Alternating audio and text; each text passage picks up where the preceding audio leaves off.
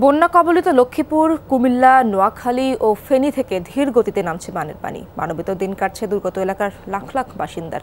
লক্ষ্মীপুরে বন্যার পানি ধীর গতিতে নামায় এখনও ডুবে আছে ৫ উপজেলার বিস্তীর্ণ এলাকা। চরম ভোগান্তিতে দিন কাটছে ১০ লাখেরও বেশি মানুষের। দুর্গত এলাকায় খাদ্য ও বিশুদ্ধ পানির তীব্র সংকট রয়েছে।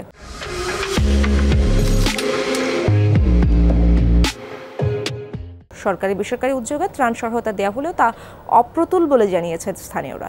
বন্যা কবলিত এলাকায় ছড়াচ্ছে পানিবাহিত নানা রোগবালাই। কুমিল্লা সদর, বুড়িচং, ১৪ গ্রাম থেকেও ধীর গতিতে নামছে পানির জল। তবে নাঙ্গলকোট, মনোহরগঞ্জ ও লাকসামে এখনও পানি কমেনি। জেলার প্রায় ১১ লাখ মানুষ পানিবন্দী রয়েছেন। খাদ্য ও সুপেয় পানির সংকটে মানবেতর দিন কাটছে দুর্গত এলাকার বাসিন্দাদের। ৭২৪টি আশ্রয় কেন্দ্রে ৭৬,০০০-এর বেশি মানুষ অবস্থান করছেন। যেসব এলাকা থেকে বানের জল নেমেছে সেখানকার বাসিন্দারা ব্যস্ত ঘর মেরামতে। নোয়াখালীর দুর্গত এলাকা থেকেও পানি নামছে, তবে তা খুবই ধীর গতিতে।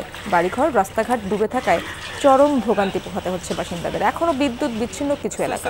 বন্যা কবলিত এলাকায় সরকারি বেসরকারি উদ্যোগে ত্রাণ সহায়তা দেওয়া হচ্ছে।